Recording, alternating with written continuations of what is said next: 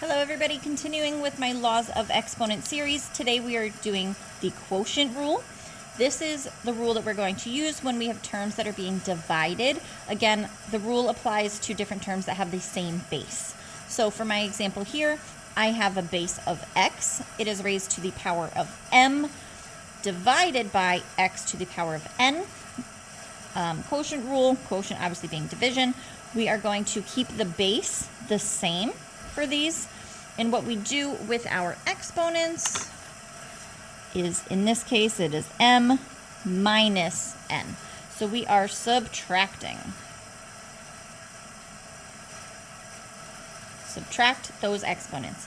As I did with both my product rule and my power rule, I am going to quick show you why does this work. Knowing why we do something makes it way easier to remember. So why does this work?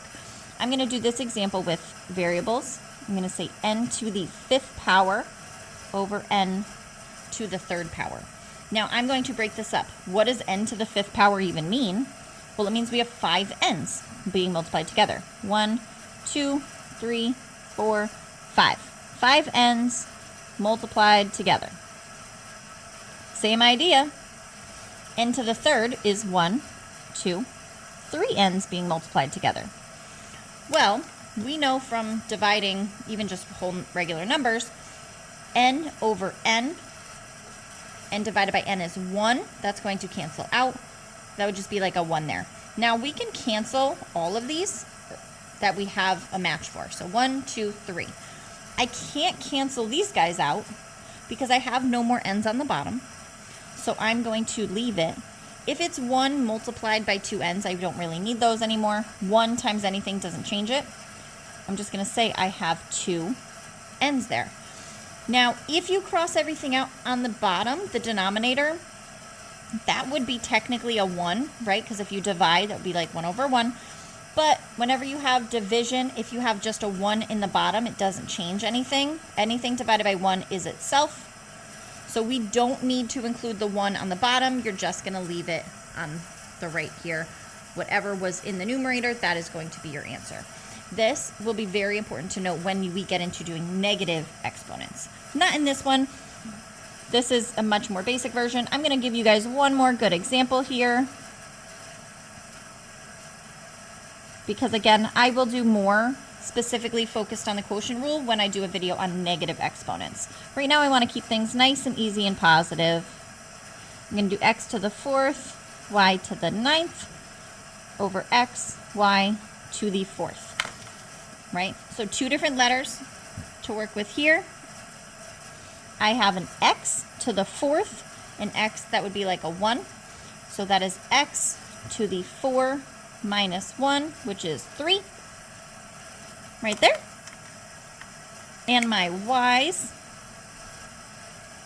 I have 9 minus 4 is going to be y to the 5th power. Not sure why I didn't write it here. Y to the 5th. Again, my bottom would be nothing. If I were to just subtract these, this is my answer right here. So I don't want to confuse people too much by including negatives in this video. I will make that a separate video. Usually when I do this unit with my students, I like to keep everything positive at first, just while they get the hang of subtracting everything. If we were to have a coefficient with this, let's say I had, I'll do another example,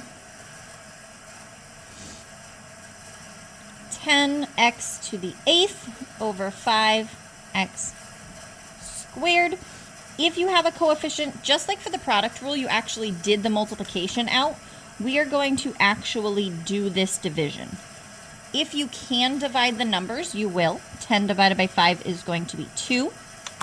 And then we would subtract these. That's going to be x to the 6th. If you can divide, you do. If you can't, you would leave it as a fraction or simplify the fraction. Again, I'll show that in other videos. For now, nice little intro to the quotient rule. I hope this helped. As always, please follow along for more math explanations.